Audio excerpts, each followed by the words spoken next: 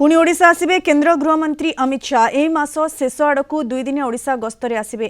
भुवनेश्वर विधायक मानक ट्रेनिंग कार्यक्रम में जोगदेवा सह डिसेम्बर 30 रे संबलपुर गस्त करिवे गृहमंत्री अमित शाह। प्रथमे मां समलेश्वरी दर्शन करिवे, परे बुर्ला भीमसार एक स्वतंत्र कोठा को उद्घाटन करिवे।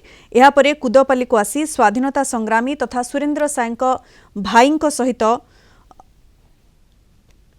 सुरेंद्र साय भाई शहीद छबिल साय बलिदान दिवस कार्यक्रम में जोगदेवार जहाँ कार्यक्रम रही छबिल साय जीवनी पर आधारित एक पुस्तिका उन्मोचन करेंगे बोली संबलपुर विधायक जयनारायण मिश्र और रेंगाली पूर्वतन विधायक तथा वरिष्ठ बीजेपी नेता नाउरी नायक सूचना देछंती।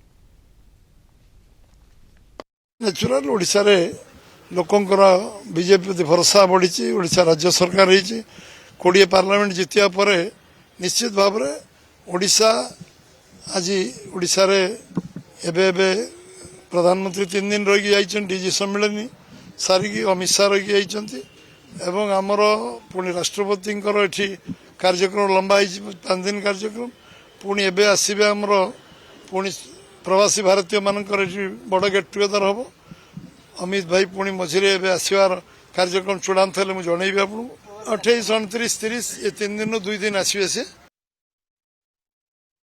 तो संपूर्ण प्रोग्राम को चूड़ांत करा जाए नहीं। चूड़ांत प्रोग्राम जो कार्यक्रम गुड़ाक अच्छी से तार भितर 2टा कार्यक्रम चूड़ांत होइछि। गोटे बुर्ला रे सुपर स्पेशलिटी हॉस्पिटल रो शुभ उद्घाटन करेंगे, तापरे समले मंदिर दर्शन करेंगे एवं आमर कुदोपाली रे जो माने शहीद होते से श्रद्धांजलि अर्पण करेंगे। 30 तारीख दिन माँ समलेश्वरी दर्शन तो निश्चित भाव में करेंगे।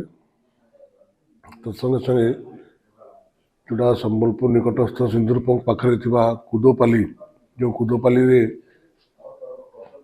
छबिल साय बलिदान होता से ठाकुर जाई श्रद्धांजलि अर्पण करेंगे। एक पुस्तिका उन्मोचन हवा कार्यक्रम अच्छी। मोटामोटी भाव अमित शाह सांगरे माननीय मुख्यमंत्री श्री मोहन चरण माझी महोदय भी आसीपारती।